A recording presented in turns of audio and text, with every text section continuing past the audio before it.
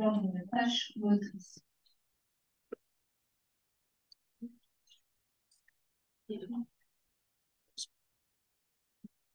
Donc, bonjour à tous. Je vous présente le premier projet de mon doctorat qui est supervisé par Benjamin Pajot et Pierre Rendy. Donc, je pense que tout le monde a déjà expérimenté de la douleur dans sa vie quotidienne. Et la douleur, pour sa nature aversive, exige de l'attention et donc augmente l'écoute attentionnelle d'une tâche et aussi donc sa exigence, l'exigence de la tâche. La perception de l'effort reflète les ressources investies pour accomplir ou essayer d'accomplir une tâche et nous informe à quel point la tâche c'est intense et difficile. Aussi, c'est très important pour la régulation des comportements et pour la prise de décision lors de l'engagement ou désengagement dans une action. Selon la théorie de l'intensité de la motivation, quand l'exigence d'une tâche augmente, il est important d'augmenter aussi l'effort requis pour accomplir la tâche, ce qui se reflète dans une augmentation de la perception de l'effort. Mais qu'est-ce qui se passe avec la douleur? Est-ce que la douleur a le même impact sur la perception de l'effort? Donc, l'objectif de cette étude est d'étudier l'interaction entre la perception de la douleur, de l'effort et la performance. Notre hypothèse principale, c'est qu'en présence de douleur, les participants sont capables de maintenir la performance, mais à coût d'une perception de l'effort augmentée.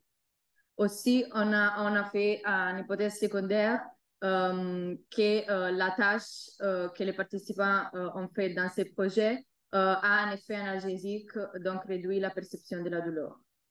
Donc, on a investigué 20 participants en bonne santé entre 18 et 35 ans. Pour chaque essai, les participants recevant 20 secondes de stimulation thermique à 3 températures selon une perception de chaleur, douleur légère ou douleur intense. Contemporanément, ils faisaient la tâche motrice qui consistait en serrer les produits de contraction isométrique avec la main pour atteindre et maintenir la cible rouge à deux niveaux de force, ou 5% de la force maximale de contraction ou au 30% de la force maximale de contraction. La condition contrôle était de maintenir les dynamomètres dans leurs mains sans produire aucune force.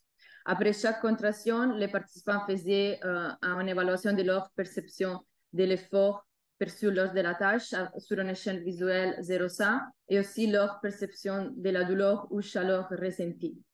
On a évalué la performance motrice comme stabilité de la force. Donc, les résultats n'ont pas montré un effet des températures sur la variabilité de la force. Donc, la performance restait stable lors de toute la séance, mais on a montré un effet des températures sur la précision de l'effort qui augmentait lors de la douleur intense par rapport à la chaleur. Donc, ça montre que la performance est maintenue en présence de douleur, mais à coût d'un effort perçu plus important. Aussi, on a confirmé notre hypothèse secondaire. Donc, on a montré qu'il y a un effet de contraction sur la perception des températures et on a montré une diminution de la perception de la douleur lors des contractions à 30% par rapport à la condition contrôle. Donc, cette étude démontre que effectuer une performance motrice en présence de douleur est ressenti comme plus exigeant, même si la douleur est perçue comme moins intense, ça qui appuie la théorie de l'intensité de la motivation. Donc, ça peut expliquer parce que la douleur automatiquement attrape de l'attention, mais on a quand même des ressources limitées et donc s'engager dans un effort sur un côté, diminuer la tension liée à la douleur, mais sur l'autre côté, on doit augmenter notre effort pour accomplir la tâche et donc ça augmente notre perception de l'effort. Merci beaucoup pour votre attention.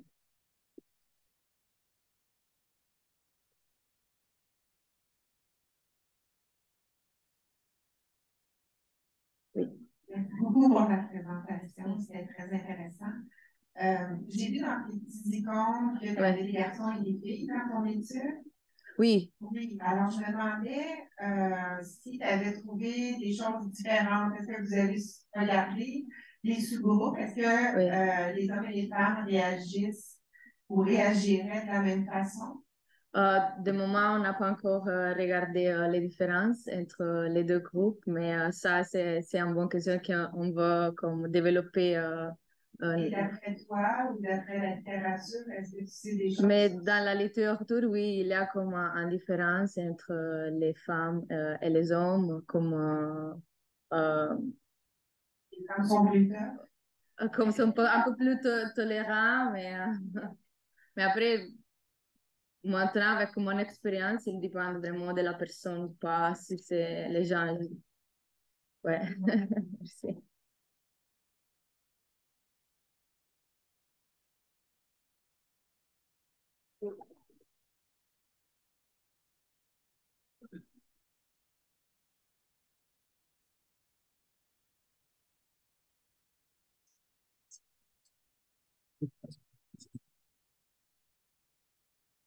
Donc, merci Maria pour cette présentation très intéressante. Nous allons maintenant passer à la présentation de Mélanie Lebert sur la téléréadaptation de groupe de l'incontinence urinaire chez les femmes âgées, une étude pilote.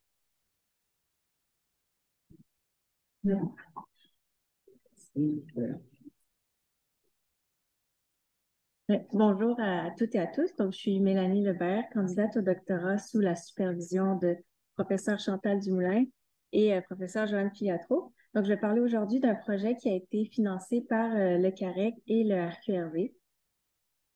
Donc, l'incontinence urinaire touche énormément de femmes. Après 65 ans, c'est jusqu'à une femme sur trois qui présente des fuites, ce qui peut avoir des conséquences à plusieurs niveaux, notamment sur la santé, sur la qualité de vie et aussi des coûts associés assez élevés. Le traitement recommandé en première ligne pour l'incontinence urinaire, c'est la physiothérapie des muscles du plancher pelvien. Et pour favoriser un meilleur accès au traitement, le programme groupe, qui propose des traitements à des groupes de femmes, a été développé ici, au centre de recherche, et jugé non inférieur au traitement individuel usuel.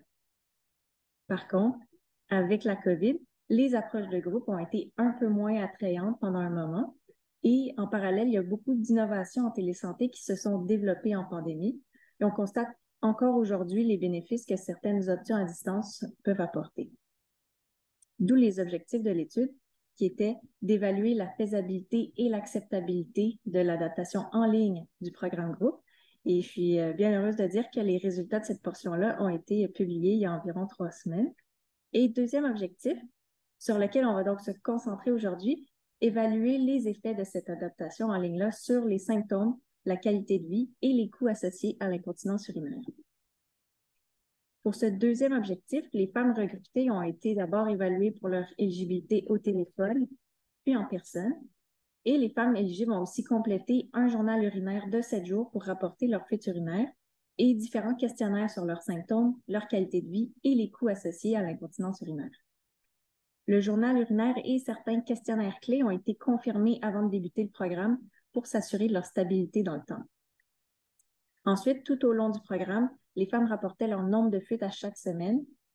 Et finalement, après le programme, les femmes ont à nouveau complété un journal urinaire et les différents questionnaires, en plus de questions additionnelles sur leur satisfaction.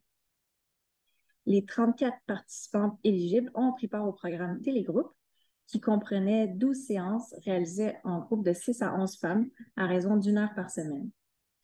Chaque séance était divisée dans un premier 15 minutes d'échange avec une partie éducative, suivie d'un 45 minutes d'exercice. Et en plus de leur séance hebdomadaire, les participantes avaient aussi à compléter un programme d'exercice à la maison 5 fois par semaine. Et si on regarde maintenant les résultats, donc du côté des fuites urinaires, on observe une diminution du nombre médian de fuites par jour suite aux 12 semaines du programme.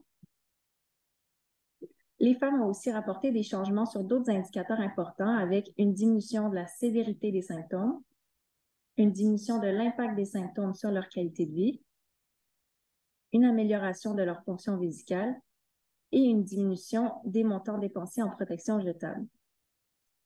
Aussi, la satisfaction était plutôt élevée après avoir complété le programme, avec toutes les femmes du programme qui ont rapporté avoir perçu des améliorations, 90% qui ont mentionné ne pas souhaiter d'autres traitements alternatifs après avoir complété le programme et 97% qui ont indiqué être satisfaites de l'amélioration de leurs symptômes pour un pourcentage médian de plus de 77% de satisfaction globale. Donc, finalement, le programme a mené à une diminution du nombre de fuites, une amélioration des symptômes, de la qualité de vie et des coûts associés à l'incontinence urinaire, ainsi qu'une satisfaction élevée. Nos conclusions sont donc plutôt prometteuses pour Télégroupe.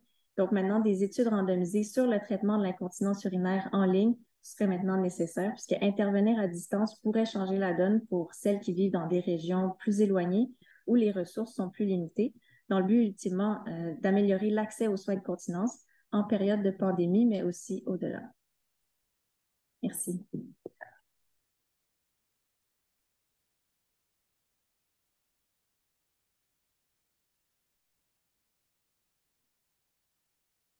Merci pour la présentation. J'ai une question. Est-ce que vous pouvez expliquer, ou quelles sont les hypothèses pour expliquer en quoi les thérapies de groupe seraient plus efficaces que les thérapies individuelles? Parce que vous partez du constat que c'était le cas avant le Covid, mais pourquoi en fait?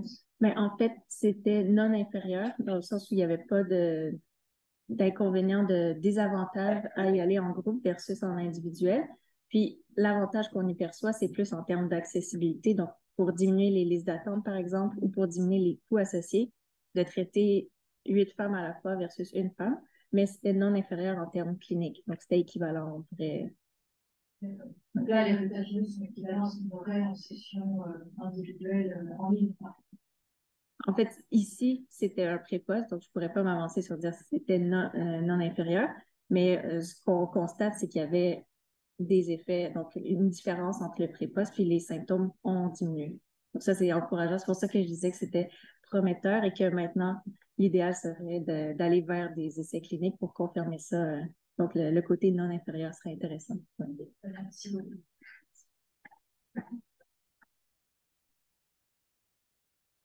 Bonjour Mélanie, merci pour ta belle présentation. J'ai une question de curiosité. Si on diminue l'incontinence urinaire, normalement, on va peut-être améliorer la mobilité ou la sphère de mobilité des gens. C'est un peu souvent ce qu'elles réduisent parce qu'elles ont peur d'avoir des fuites. Est-ce que tu m'as dit qu'en 4 minutes, tu n'as pas eu le temps, mais avez-vous mesuré les paramètres physiques de sphère de mobilité ou d'autres choses qui ont fait qu'il y a un avantage après avoir l'intervention sur leur qualité de vie ou au moins la sphère de mobilité? Est-ce qu'ils bougent plus? Est-ce qu'ils desplacent plus? Est-ce qu'ils permettent de faire de l'activité physique particulière? Sur la mobilité en tant que telle, c'est pas quelque chose qui a été mesuré directement, mais on a des questionnaires de qualité de vie ou de l'impact des symptômes sur leur qualité de vie. Puis là-dedans, il pourrait y avoir certains indices, par exemple, sur à quel point ça va avoir un impact sur plusieurs aspects qui incluent la mobilité, qui incluent leur relation sociale, la participation, des choses comme ça, mais c'est plus sous l'angle de la qualité de vie dans ce cas-là.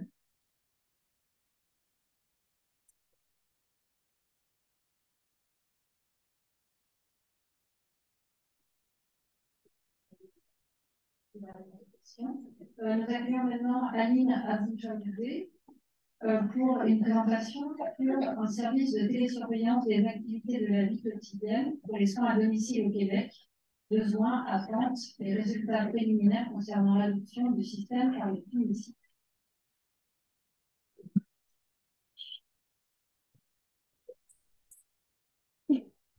Donc, vous m'entendez bien? OK. Oui, donc bonjour à tous. Mon nom est Aline Aboujaoudé et aujourd'hui, j'aimerais vous partager les résultats préliminaires d'un projet de recherche portant sur l'implantation d'un service de télésurveillance des activités de la vie quotidienne pour les soins à domicile au Québec. Donc, ce n'est pas un secret pour personne, on le sait tous, les services publics de santé et d'aide sociale sont confrontés à des difficultés pour répondre à la demande croissante des besoins à domicile des personnes âgées. Ceci entraîne des risques accrus de complications de santé et d'institutionnalisation précoce. Donc, considérant la volonté au Québec, autant par les personnes âgées que par le système de soins, de favoriser le maintien à domicile le plus longtemps possible, comment pouvons-nous soutenir les services publics de soins à domicile à répondre aux besoins de la population âgée afin qu'ils soient comblés au bon moment? Ceci est la grande question à laquelle l'équipe de recherche dont je fais partie consacre de grands efforts. C'est au travers d'un long projet de recherche-action en design qu'on en est venu à développer le système de télésurveillance NIRSAPA, qui se compose de capteurs de contact, de capteurs de mouvement, de capteurs de consommation électrique et de capteurs de détection d'eau. Et puis, à l'aide de ces capteurs qui sont placés dans le domicile, on peut enregistrer des informations sur les différentes activités de la vie quotidienne, telles le sommeil et la préparation de repas, Et ensuite, ce système génère des rapports de télésurveillance qui démontrent l'aperçu global de la routine d'un individu. Donc, dans le cadre de notre étude d'implantation dans le contexte réel des soins à domicile, nous avons mené une étude de cas multiples imbriquée en partenariat avec 3C Cesius. Et puis, nous avons approché les différentes équipes de soins à domicile pour comprendre qui voudrait l'utiliser, pour quelles raisons, pour qui, pour quelles raisons et quelles étaient leurs attentes. Et puis, parmi tant d'autres objectifs, nous voulions aussi documenter l'utilisabilité et l'acceptabilité de ce système. Alors, qui est-ce qui a désiré utiliser ce système dans sa pratique? Ce sont 27 intervenants, majoritairement des femmes ergothérapeutes, âgées de 41 ans avec en moyenne 10 ans d'expérience en soins à domicile. Et en fait, quelles sont les caractéristiques des usagers pour qui ils souhaitaient l'utiliser? C'était pour leur clientèle âgée, habitant seule, principalement dans des appartements ou des maisons unifamiliales, qui présentaient un trouble neurocognitif diagnostiqué et des comportements dépressifs, anxieux, psychotiques ou paranoïaques documentés aussi. Et puis, la moitié d'entre eux avaient un proche aidant disponible pour les aider à domicile. Mais ce qui était intéressant, c'était que la majorité d'entre eux avaient des refus de services documentés. Donc maintenant, pourquoi est-ce qu'ils désiraient utiliser la télésurveillance? C'était principalement parce qu'ils avaient beaucoup de questionnements. En fait, dû aux troubles cognitifs, dû au refus de service, les intervenants se questionnaient sur ce qu'ils portaient à domicile et comment est-ce qu'ils pouvaient aider au maintien à domicile de leurs usagers. Si on prend par exemple la préparation et la prise de repas, ils se demandaient est-ce que l'usager mange, à quel moment de la journée, est-ce que c'est encore des repas chauds. Si on regarde les habitudes de sommeil, c'est plutôt les comportements d'errance durant la nuit. Et puis, est-ce que l'usager dort durant le jour? Est-ce qu'il dort durant la nuit? Enfin, il y avait aussi des questionnements d'ordre plus longitudinaux, où les intervenants se demandaient parfois si certains actes dangereux, comme par exemple l'oubli d'une casserole sur la cuisinière, étaient des événements isolés ou récurrents. Bien évidemment, l'utilisation de ce système ne venait pas sans attente. En fait, les intervenants s'attendaient particulièrement à recevoir l'aide et le soutien technique nécessaire pour comprendre les informations qui étaient générées par le système. Et puis, ils s'attendaient aussi à ce que les rapports générés fournissent des informations objectives et claires pour répondre à leurs questionnements. Donc, de vraiment pouvoir clarifier si leurs usagers avaient les bons services en place et de préciser leur raisonnement sur si c'était sécuritaire de rester à domicile. Et c'est ce qui m'amène au sondage que nous avons envoyé aux intervenants après qu'ils aient reçu 2 rapports de télésurveillance sur les usagers. Et les résultats sont assez encourageants, notamment au niveau que tous les intervenants étaient d'accord que les rapports de télésurveillance ont soutenu leur raisonnement clinique, qui leur a permis de mieux comprendre leurs usagers et qui leur a fourni des informations qu'ils n'auraient pas eues autrement. C'est aussi très encourageant que la grande majorité mentionne que le rapport a permis de valider leurs impressions cliniques et qu'il n'était pas complexe, et aussi qu'ils l'utiliseraient avec leurs futurs usagers si c'était disponible. Enfin, à ce stade, quelles sont nos prochaines étapes? Eh bien, c'est tout d'abord de terminer l'analyse qualitative de nos données liées à l'implantation. Donc, de vraiment faire ressortir quels ont été les facilitateurs et les obstacles afin de pouvoir ultérieurement assurer la pérennité du système et puis d'estimer les coûts qui sont liés au déploiement et à l'utilisation de ce système. Donc, merci beaucoup.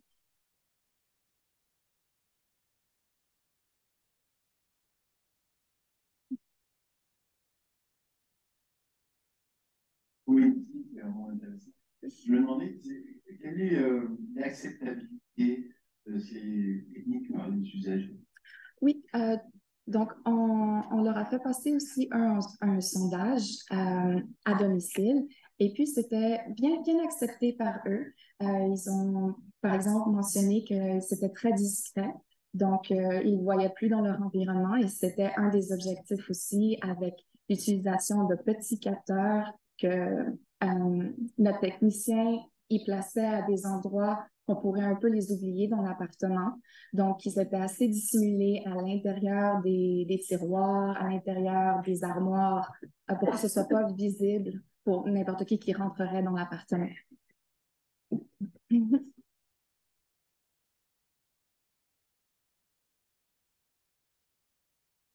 Alice, nous allons passer à la présentation suivante, comme celle d'Emma Richard, sur les modifications des paramètres de marche suite à l'amélioration des prédicteurs de chute après un entraînement en puissance mixte.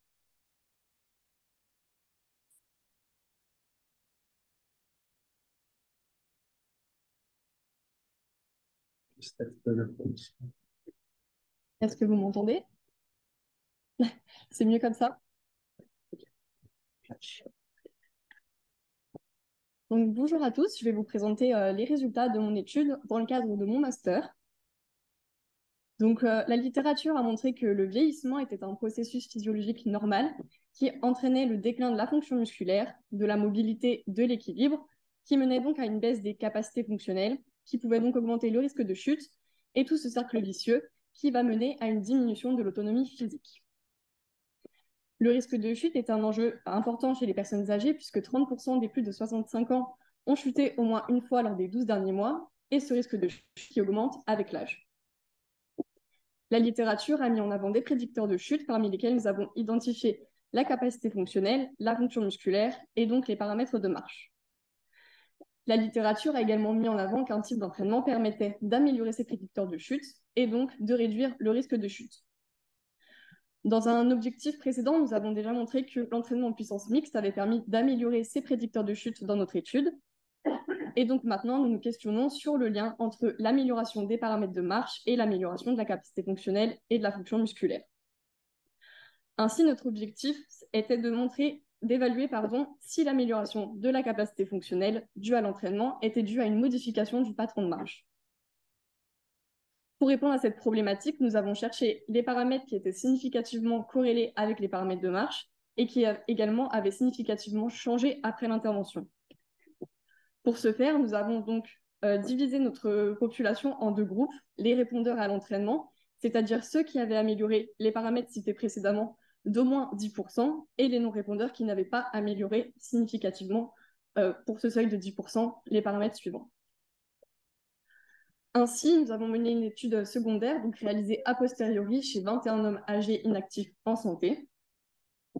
Ces participants ont réalisé un entraînement en puissance mixte d'une durée de 12 semaines, auquel il y avait des exercices de résistance sur machine et des exercices de résistance fonctionnelle. Les variables mesurées étaient premièrement les paramètres de marche sur un test de 6 minutes. Donc les paramètres de marche étaient enregistrés grâce à un tapis de marche Zeno. La capacité fonctionnelle sur différents tests. La composition corporelle afin d'avoir les mesures de masse maigre totale et de masse maigre des membres inférieurs. Et enfin, la fonction musculaire pour avoir les données de force, de qualité musculaire et de puissance musculaire estimées.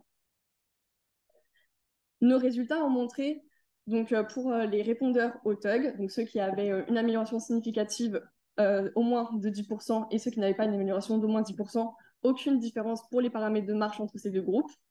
Mais pour les répondeurs à la qualité musculaire, ils avaient plus amélioré la longueur de pas et la longueur de cycle que les non-répondeurs.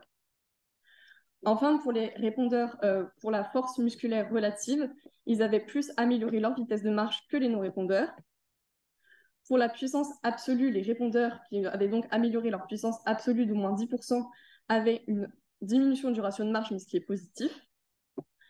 Et enfin, pour la puissance relative, les répondeurs avaient plus diminué du coup leur durée de simple et de double appui, ce qui était donc meilleur que les non-répondeurs. Donc, les changements des paramètres de marche ne sont pas liés à l'amélioration clinique des prédicteurs de chute chez les personnes âgées vivant dans la communauté.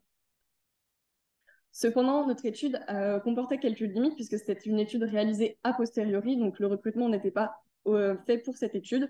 Donc, notre échantillon était petit et composé uniquement d'hommes. Mais c'est une des premières études qui analyse les répondeurs aux non-répondeurs pour les paramètres de marche suite à un entraînement. Un entraînement d'autant plus que les participants ont réalisé un entraînement supervisé en laboratoire. Ainsi, il serait intéressant de recommencer cette étude avec un recrutement qui prendrait en compte des personnes âgées, fragiles ou à risque de chute ou chuteurs. Merci à tous.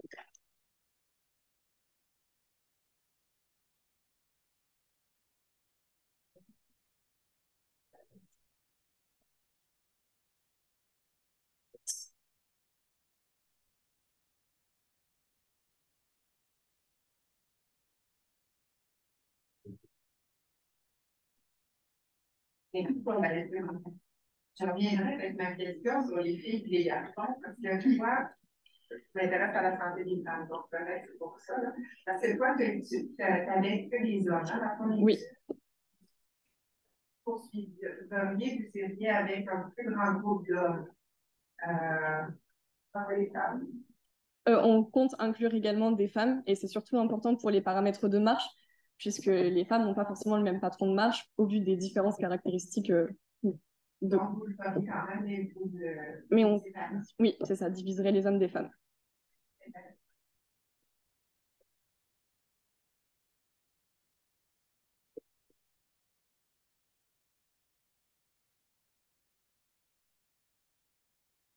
Nous allons passer maintenant à une présentation de Giovanna Vesantini, et qui va présenter une revue systématique et une méta-analyse sur les traitements conservateurs de l'incontinence urinaire chez les patients neurologiques.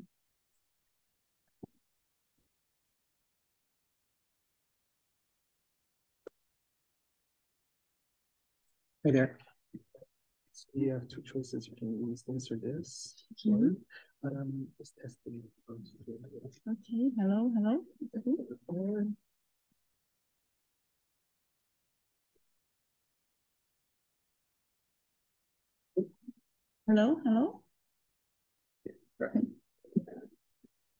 Hello, my name is Giovanna, and today I'm going to present the results of our research. Urinary incontinence is highly prevalent in neurological patients, and research shows that negatively impacts the quality of life. Despite the established literature highlighting that conservative treatments are considered the first line of treatment for the general population, the effectiveness in neurological patients is yet to be established. So the aim of our systematic review is to determine whether conservative treatments for neurological patients offer relief and improvement of urinary incontinence symptoms, quality of life, and safety. Our people framework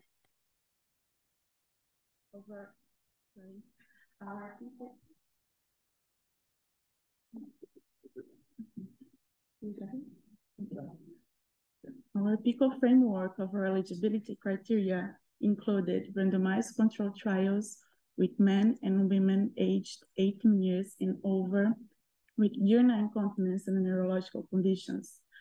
Our conservative interventions included our pelvic floor muscle training, tibial nerve stimulation, electrical stimulation, and toilet assistance, compared to no active treatment, usual care, or another conservative interventions. Our outcomes included relief and improvement of urinary incontinence symptoms, urinary incontinence symptoms assessment by validated questionnaires, quality of life, and serious adverse events. We used the Cochrane Incontinence Specialized Register to carry out our search on August 22nd. Two reviewers independently screened the records, extracted data, and assessed the risk of bias. And finally, we assessed the certainty of evidence using the GRADE approach. We screened 5,416 records and include 40 randomized controlled trials with 2,751 participants. During the risk of bias assessment, the majority of trials were deemed to be unclear risk. For our first comparison in patients with brain disorders, tibial nerve stimulation probably makes no difference for relief of urinary incontinence symptoms. For our second comparison in patients with brain disorders, electrical stimulation may improve urinary incontinence symptom measures. Moving on to our third comparison in patients with brain disorders, toilet assistance probably improves quality of life. And for our final comparison in patients with multiple sclerosis, pelvic floor muscle training with electrical stimulation probably decreases the urinary incontinence symptoms episodes at the end of the treatment, but makes no difference at the intermediate follow-up. So in summary, in patients with brain disorders, there is some evidence supporting conservative options such as electrical stimulation and toilet assistance. and electrical stimulation with palfoform for multiple sclerosis. Despite the number of studies identified, further well-designed trials are needed. And thank you all for your time. Looking forward to any questions you may have.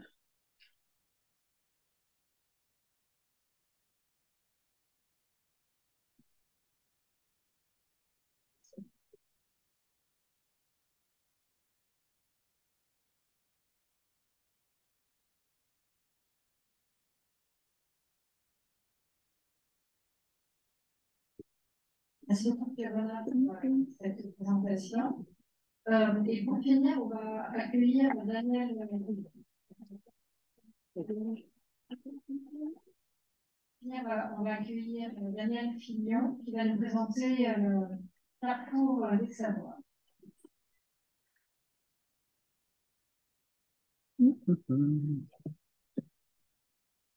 Bonjour, et la télécommande s'il vous plaît. Veuillez tester le micro, je suis. Est-ce que vous m'entendez? Ça va bien?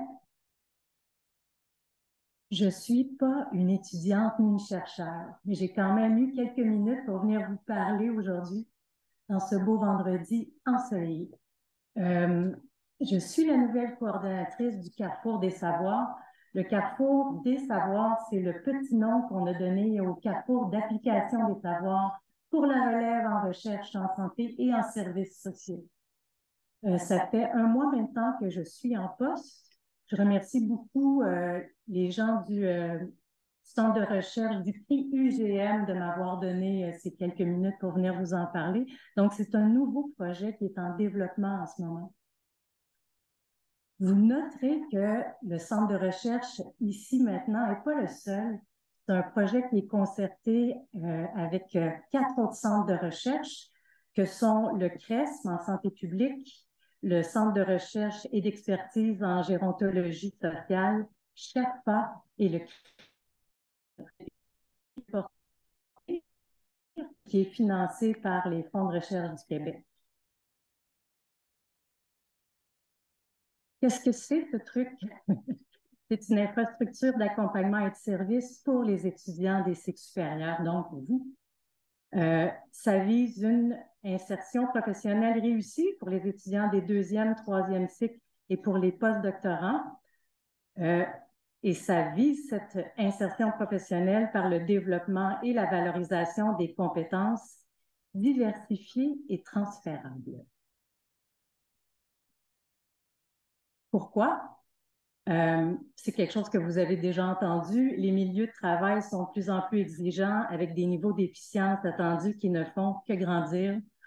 Il y a aussi les étudiants des cycles supérieurs qui doivent acquérir des compétences professionnelles qui dépassent largement leur seul domaine de recherche de façon à augmenter leur employabilité et ce, quelle que soit la carrière espérée, qu'elle soit dans le grand monde universitaire et de la recherche ou ailleurs. Les composantes du Carrefour des savoirs. Notez que ces 5 centres de recherche, dont celui-ci compte au total environ 1100 étudiants qu'on cherche tous à aller rejoindre. Les composantes du Carrefour des savoirs seront le mentorat, les stages, le développement des compétences transversales, entre autres choses.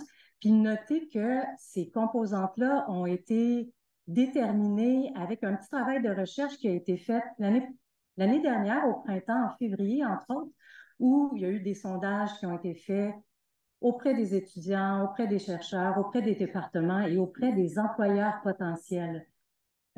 Puis c'est les éléments qui sont ressortis comme étant les plus pertinents pour atteindre le but, c'est vraiment le mentorat qui vise une mise en lien entre les étudiants et les diplômés qui sont déjà sur le marché du travail pour une transmission des savoirs volontaires, non hiérarchiques. Les stages, c'est quelque chose qui est ressorti de manière super importante. Dans les sondages, ça montrait que 96% des étudiants souhaitaient des stages, mais que finalement, c'est juste à peu près 30% qui en obtenaient. Donc, le Carrefour des savoirs va beaucoup axer son action sur le fait de trouver, de rendre disponibles des milieux de stage pratiques pour les étudiants de 2e cycle. et le développement des compétences transversales qui, est-ce que vous avez déjà entendu parler de ça, les 8 compétences transversales? Ça ne vous dit pas de temps? C'est des compétences qui ont été révélées comme étant importantes et nécessaires pour cette transition réussie entre le monde des études supérieures et le marché du travail. Donc, dans les universités, l'Université de Montréal, McGill, Concordia, l'UQAM, il y a des services de développement professionnel qui visent à mettre de l'avant et à développer les compétences transversales. À l'Université de Montréal, c'est les saisons des ESP, qui fait un travail très dynamique et très fort pour essayer de donner des ateliers, entre autres. Puis en ce moment, ils sont dans les préparatifs pour une école d'été qui va... ouais, c'est ça, il y en a qui savent de quoi je parle, c'est bien.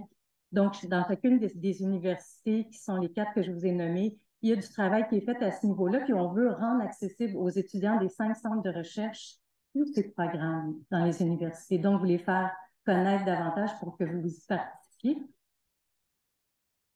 En fait, je vous disais que c'est tout nouveau. Ça fait seulement 4 semaines que j'ai commencé pour ce projet, mais on est déjà en marche. Il y a du travail qui est fait pour l'embauche d'autres personnes dans cette équipe, dans cette petite équipe, d'autres personnes que moi. Un comité de gestion qui va se rencontrer pour une première fois la semaine prochaine. Et je voudrais que vous sachiez que dans ce comité de gestion qui va voir aux grandes orientations du Carrefour des savoirs, il y a de la place pour les étudiants.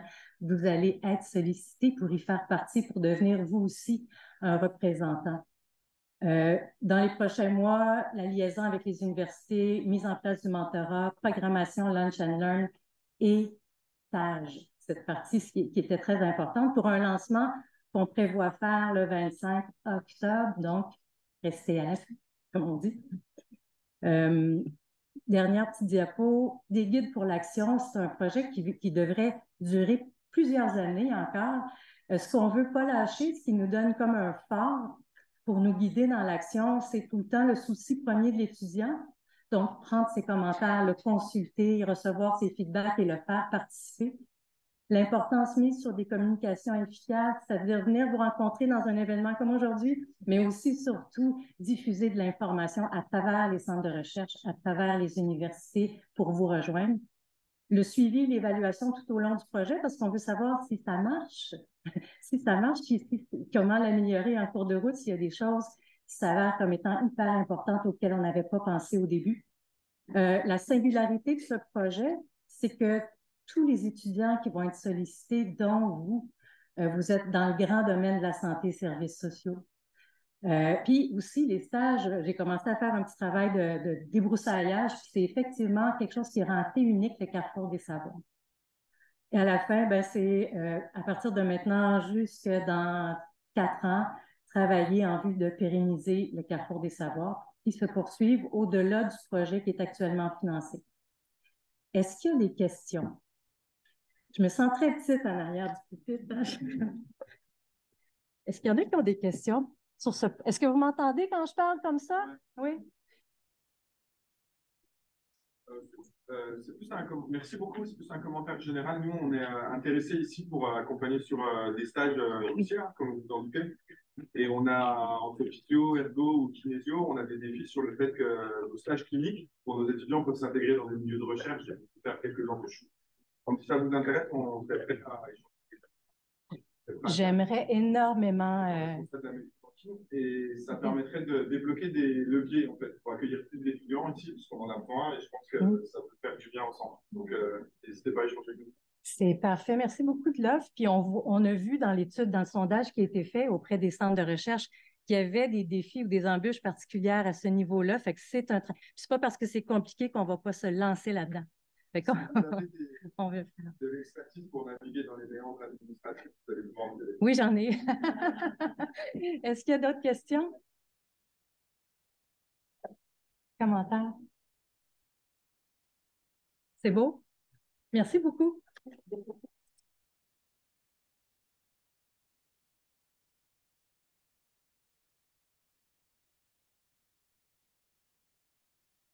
Merci beaucoup. Donc maintenant, cette session est terminée. Donc, on peut déjeuner.